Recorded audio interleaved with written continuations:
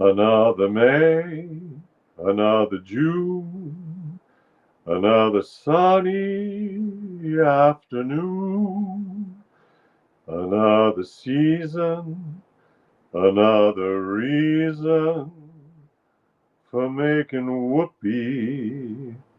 Whoopee! Good evening, everybody. I am Ethan. This is the No Show for the 29th of August, 2024. It's a Thursday. It's August. It's late August.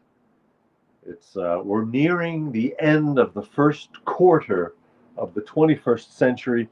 In case anyone from the future is watching this,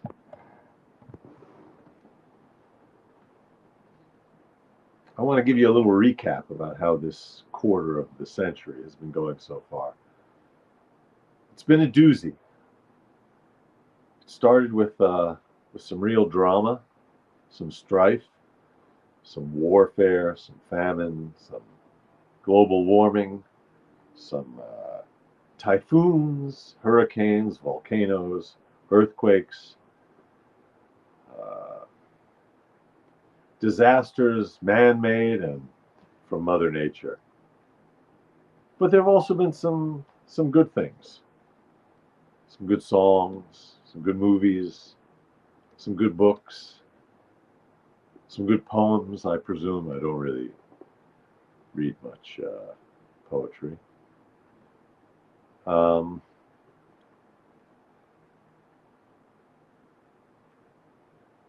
Anyway, that's the time capsule. I, you know, it's an important year coming up. I think it'll maybe have a larger effect than many years on the trajectory of the coming remaining 3/4 of the century and beyond. I don't know. It's just my impression. Another day, another May, another June, another sunny afternoon, another season, another reason. Ba-da-da-da-da. Yes, the pig, the green pig. I'm going to explain what happened. I was walking back from the pool today with my friend, and he was talking to me. He was telling me a tale, a very interesting tale about a friend of his who had gone through some really interesting stuff that I'm not at liberty to disclose.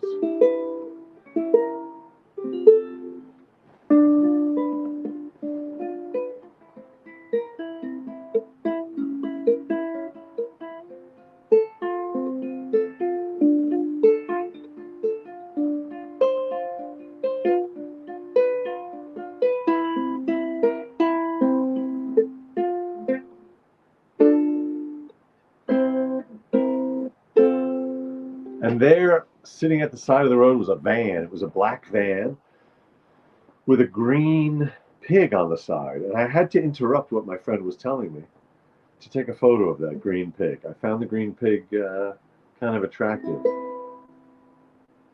Miss Piggy, oh, that's very funny, Mary. Miss Piggy and Kermit's illegitimate child. The love child of Kermit and Miss Piggy. Of course, that's what that love child would look like.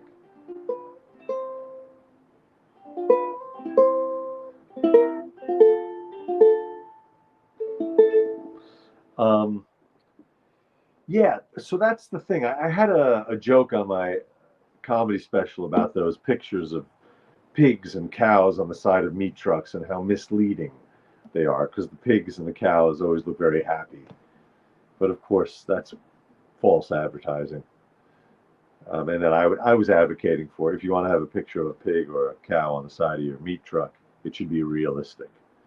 I won't go into it in detail, but ho, Professor Gould, welcome.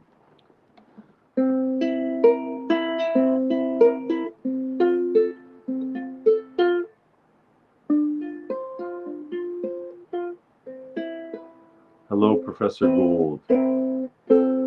We're having a a different kind of evening tonight. I didn't really start with a song. I don't have a song in my heart or in my head or in my fingers tonight. Oh, you're scared for Tuesday's start. Oh boy, do I have wisdom. I sent a video today to the daughter of a friend of mine who was just dropped off at college. And I shared, I wouldn't call it wisdom, but I shared some unsolicited advice about what to do that first week of college. And it was based on 3 vivid memories of things that I experienced in the classroom that very first week when I was just trying to get my bearings. I didn't know what I was going to study. I didn't know what I was doing. Uh, I was kind of a fish out of water.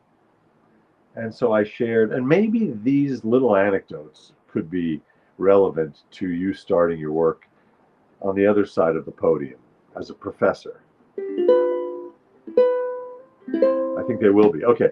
Anecdote 1 was I went to a Japanese class. It was like shopping period. You just go to whatever classes might interest you. And I thought I wanted to study Japanese. By the way, I'm wearing a shirt just coincidentally. It's in Japanese. It's for Oslo Coffee here in Brooklyn. I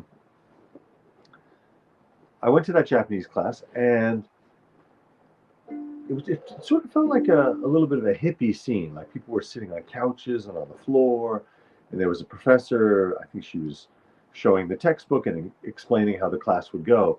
And I had a very distinct sense that a lot of the people in the class already spoke some Japanese.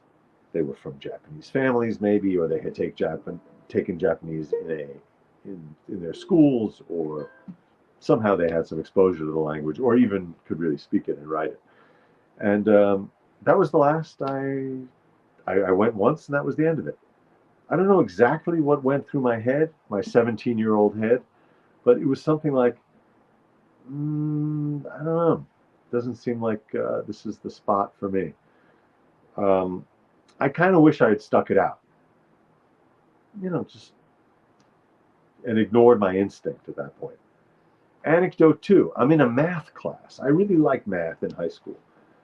And I had done very well in that calculus class that you take last year of high school. So I went to the next level of math that first week. I went to multivariable calculus and sat down in the lecture in the science center. And I didn't know what the hell the professor was talking about. I was completely lost, didn't have a clue. And I looked around, and I was under the impression, based on nothing, that everyone else in the room was up to speed and knew what he was talking about. So I was kind of intimidated out of, which was a mistake. That was definitely a mistake. I should have either stuck it out or found a class where I could have, gotten back up to speed or whatever, repeated something from high school. I don't know, but that was probably a mistake. So what are the lessons from those 2? Maybe the lessons from those 2 are overcome your fears. Don't assume other people in the room have knowledge that you don't. Don't underestimate your own abilities. That's the lesson. Here's the 3rd anecdote. I was lined up to sign up for a Spanish course because we had a language requirement, and there were some grad students there signing you up, and you could go to a different line depending on if you wanted to do Wednesday mornings or the 9 a.m. class, the 11, whatever. And I just made a beeline for this old guy. There was a bunch of young grad students, but there was this old guy who was also, and he said, no, my section is full. But I said, no, I really want to take your section, which was the 9 a.m. class or whatever it was, 11 a.m. And I pushed my way into that class. He ended up being the best professor I ever had. He was Professor Montero, Hugo Montero from Venezuela. Great professor, had an amazing year studying Spanish with him. So that was an example of just going with your instinct, ignoring what people are telling you. They're saying, no, this section is closed, this is full, go over to that table. Nope, I had a really strong feeling like this was the right professor. So what do we learn? I don't know. Sometimes go with your instinct, sometimes ignore your instinct.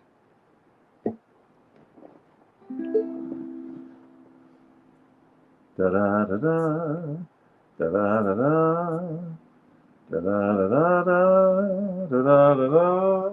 Oh, hey, Mila, you were there. You were at the tester debrief. Okay, yeah, so I wanted to talk about that. I saw Mila there, saw my mom there, maybe some other David Feldman watchers were there also. Signed up and did a phone banking for John Tester for Senate this evening. And what did I learn? First of all, phone banking is not easy. You encounter, first of all, there's some technical things to get over at the beginning, which are not that tough. And the people who are running it from the tester campaign, very friendly, very knowledgeable, very helpful. But once you get a little bit of instruction, and then you just start making calls through your computer and your phone, and it's very seamless. You push a button and it dials for you, and there's a script, and it begins with "Hello, is so and so there?" It is challenging. I made a total of about 25 calls, and I would say that one or two expressed great enthusiasm for the candidate, for John Tester. One or two expressed very clear antipathy towards him. Several said, "I don't discuss who I'm voting for on the phone. Goodbye." So they were advocating for the privacy of the vote, which is totally reasonable. A bunch just either hung up or couldn't hear me or pretended not to hear me. And oh, yeah, that was basically what it was like. Those were the results. But this was my first time doing it. I did it a few years ago for another candidate, and it's hard. It's like any cold calling job, like any sales job, sort of. It's easy. It can feel futile, but apparently it works. Apparently it's an effective way to contact potential voters. I never got far enough in the conversation or in the script with any of those 25 people to get into the issues. Which again, there's a sheet there to explain where Tester is on the issues and how to engage people on them. I didn't get that far. I'm curious, Mila or Mom or anybody, did you get that far? Yeah, people do answer their phones, Jill. I recommend you do it.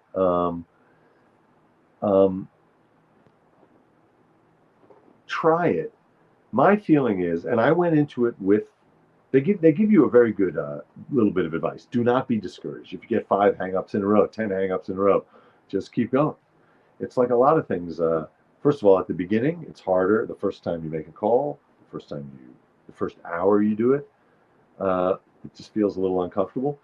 But it's something important to embrace in life. They call it beginner's mind or beginner mind in Buddhism, which I think it's an invitation to go into everything and experience, try as best you can, be open to that feeling of being a beginner in anything you're doing, instead of that calcified, experienced, expert, older, weathered, wizened version of yourself, which is less flexible and less fun, less open to humor and less open to surprises. So one very good bit of advice they give you in the short training that they give you about the calling is to smile, like physically smile while you're dialing. And people can hear a smile in your voice. I believe it. And that was advice in vocal training, like to sing opera. Like when you smile, it actually lifts certain things in your vocal apparatus, like anatomically. It changes your face and your muscles and your soft palate and all that stuff. But also in voiceover, I've heard that advice all the time. Delivering a line with a smile can really change how it sounds on the mic. So that's one thing. The other thing is, like, one woman was like, my husband just had back surgery. I was calling for the husband. That's the name on the list. May I speak with so and so? Is so and so available? No, he's in the other room. He just had back surgery. Oh, I'm sorry to hear that. I hope he's doing okay. Who is this? I'm calling on behalf of this campaign. Are you voting for? Oh, you're a Democrat? No, we're Republicans.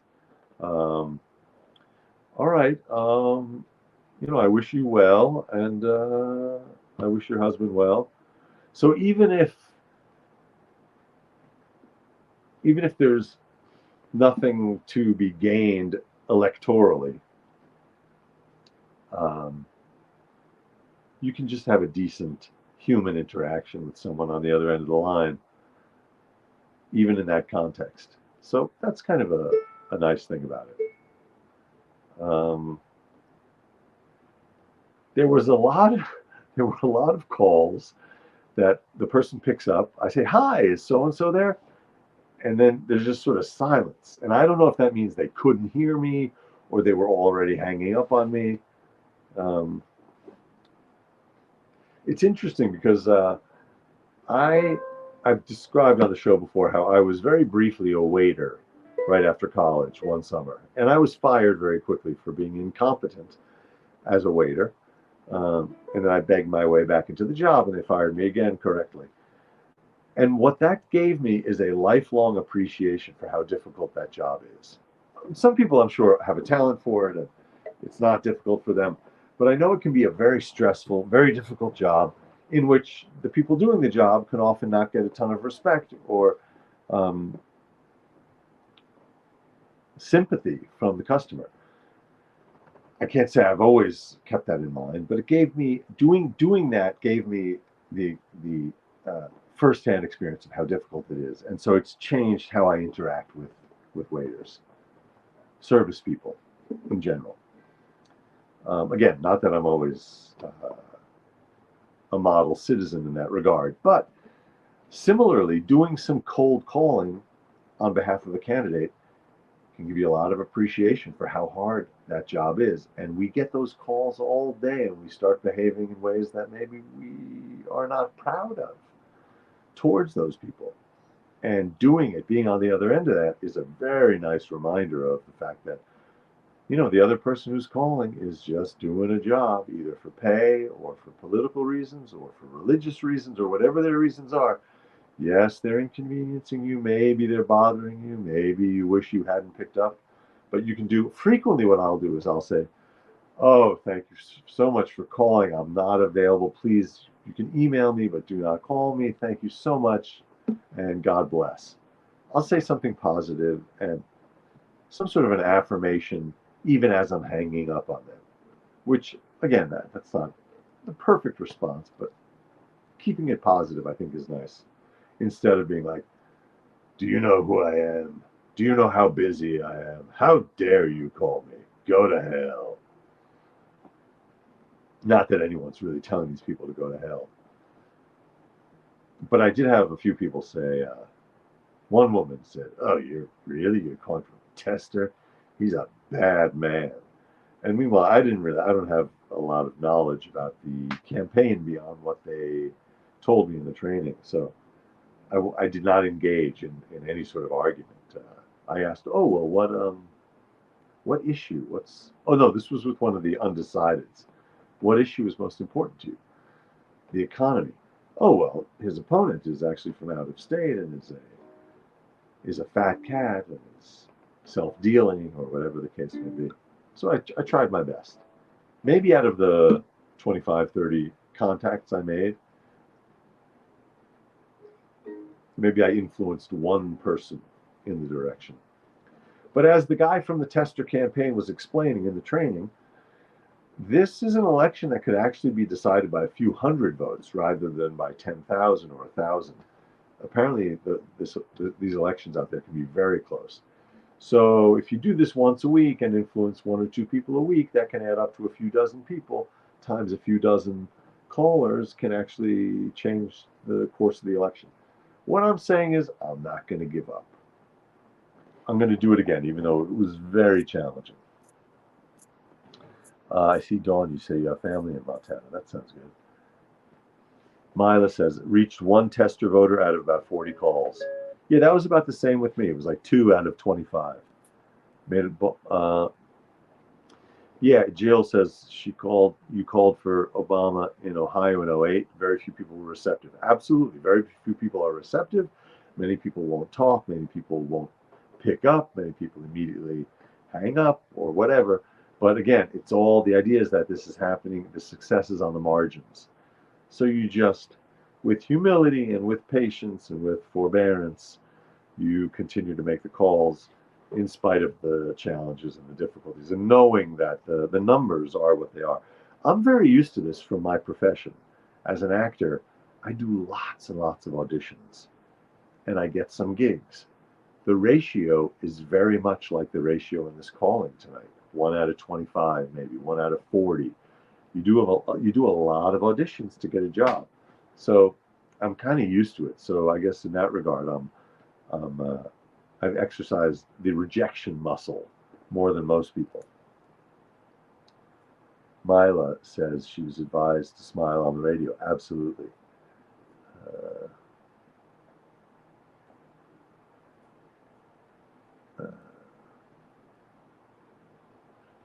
oh, interesting. Mila, that's a great tip. She said she found people were more willing to talk if she identified herself before she asked who she's talking to. I think that's actually a really good insight because I have that when people call me and say, "Hey, is this Ethan?" My first response is, "Well, who is this?" So I think that's actually a really good idea to say, "Hey, this is Ethan. Is so and so there?" That's a really good tip. I'm going to try that next time. Waiting is hard. Yes, waiting is hard. The atheist absolutely says God bless. 100%, Richard. I'm 100% atheist, and I say God bless frequently. And I say it with, it's not really sarcasm. It's God bless in the sense of, you know what? The person I'm talking to very well might believe in God, and so God bless. It's sort of the way you say God bless you to someone who sneezes. It's not really a religious sentiment at this point. It's more of it's a human, uh, social sentiment. I'd rather bus tables or wash dishes, Nuro says. Then what? Then waiting? Oh, waiting tables. I see. Waiting tables is hard. Yes. Ann says sent Tester $700. Wow, it's a very generous donation.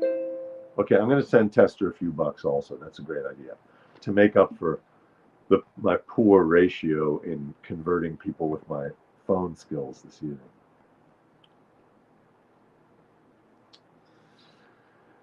Another May. Oh, that's right. The number of people you reach who are already voting should be low. Right, that makes sense. Oh, the info. That's another very good point, Mila. So what they have you do is get information from them, which you then are filling out through a menu that you're clicking on. So what you're doing also is gathering information for the campaign. So that's a good thing to keep in mind tonight. Yeah, Mila, I have a similar thing when people say bless you, I say who sneezed. I'm guilty of that joke also. I had an amazing bit of news today, which I want to share with you all. So I've mentioned that we have this fundraiser on Thursday the 19th. Excuse me, my nose is a little itchy. 3 weeks from tonight, on Thursday the 19th at 7 p.m. East, 4 p.m. West, Barry Lynn and I, the Reverend Barry Lynn and I, are co-hosting a Zoom fundraiser for MVP, Movement Voter PAC. Movement Voter PAC, which I used to refer to as Movement Voter Project. Movement Voter PAC, you go to www.movement.vote. We have a star-studded lineup for this 1-hour Zoom fundraiser. Our goal is $1 million. $1 million US we're trying to raise. They have opened up the Zoom room. We're going to be sending out the invitations either tomorrow or Saturday. The Zoom room is going to accommodate 3,000 people. It's not just 500. They've opened it up to 3,000 people. We have a star-studded lineup, including, hold on, I'm going to get to the big news. The star-studded lineup includes Julia Quinn, who wrote the Bridgerton novels. She's the creator of that whole series of novels that then became a very big hit for Netflix, Bridgerton. And then we have comedians Alonzo Bowden from Wait, Wait, Don't Tell Me, John Fugelsang from SiriusXM, David Feldman from Curb Your Enthusiasm and The David Feldman Show, and Louis Black from The Daily Show. Louis Black, great comedian. And then the Reverend Barry Lynn and I are co-hosting. Billy Wimsat, who's the founder and executive director of MVP, Movement Voter PAC, is going to be giving the presentation. Each of those other people I mentioned is going to be addressing, entertaining for about 5 minutes each. And then get this,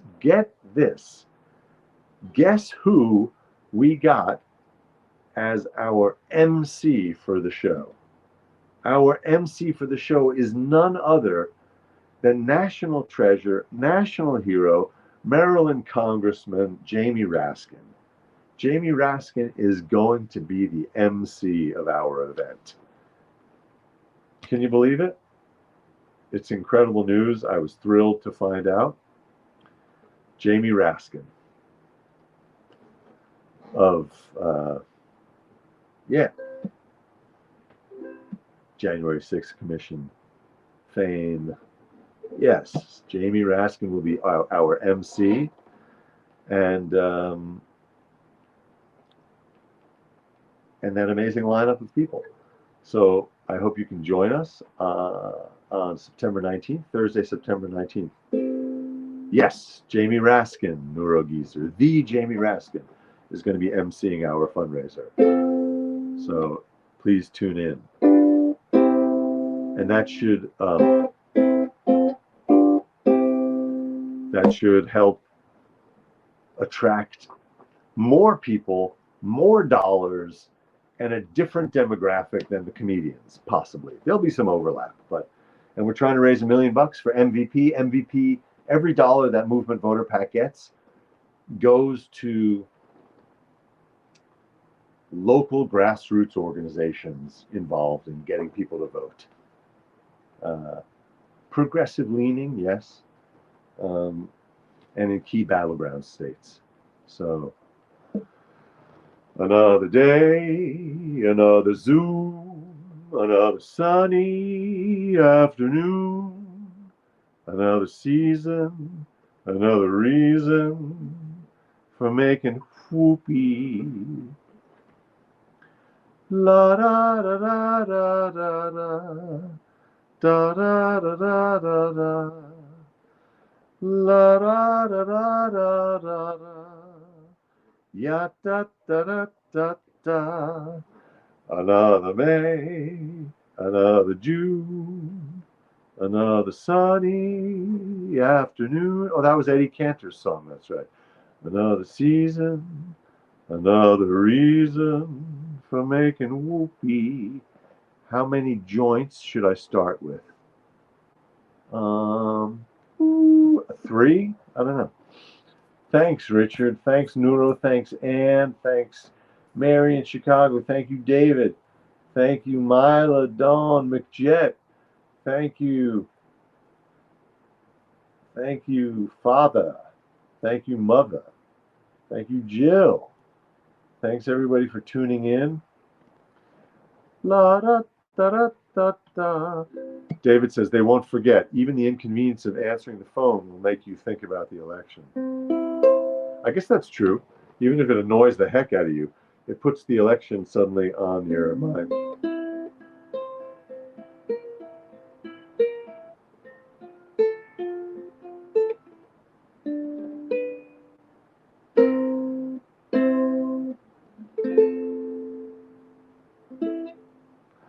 All right, well,